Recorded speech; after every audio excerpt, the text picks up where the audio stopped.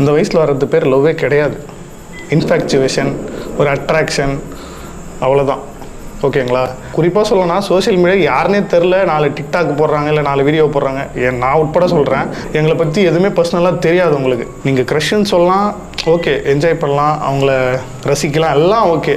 But சில பேர் அந்த லிமிட்டை தாண்டி போகிறாங்க ஒரு கற்பனை உலகத்தில். ரியாலிட்டிக்கு வாங்க, அது நடக்காத ஒரு விஷயம். அண்ட் அதையும் தாண்டி அதை நிறைய பேர் மிஸ்யூஸும் பண்ணுறாங்க. நீங்கள் இந்த மாதிரி வெளிப்படையாக உங்கள் அன்பை தெரிவிக்கிறீங்க, ஆப்போசிட்டில் இருக்க பர்சன் அது எப்படி யூஸ் பண்ணுவான்னு உங்களுக்கு தெரியாது. நிறைய பேர் ஏன் இந்த பேய் கம்யூனிட்டிலே நான் சொல்கிறேன், கோஸ்ட் கம்யூனிட்டிலே சொல்கிறேன், சில பேர் பெண்களை தப்பாக யூஸ் பண்ணுறாங்க. நான் அதுக்குள்ளெல்லாம் போக விரும்பல. ஏன்னா நம்ம என்னதான் அதை சொன்னாலும் அது அவங்களுக்காக தோணாதான் அது திருந்துவாங்க. ஸோ ஜஸ்ட் ஒரு அட்வைஸாக சொல்கிறேன், சோஷியல் மீடியாவில் சேஃபாக இருந்துக்கோங்க. ஒரு பெரிய செலிபிரிட்டியாக இருந்தாலும் சரி, இல்லை நார்மலான ஆளாக இருந்தாலும் சரி, ஒருத்தங்கிட்ட க்ளோஸாக நீங்கள் பேசுறதுக்கு முன்னாடி அவங்கள பற்றி ஃபுல்லாக புரிஞ்சுக்கிட்டு தெரிஞ்சுக்கிட்டு அவங்க உண்மையாகவே ஒரு நல்ல கேரக்டராக இருக்காங்கன்ற பட்சத்தில் நீங்கள் ஓப்பனாக பேசுங்க, தைரியமாக பேசுங்க.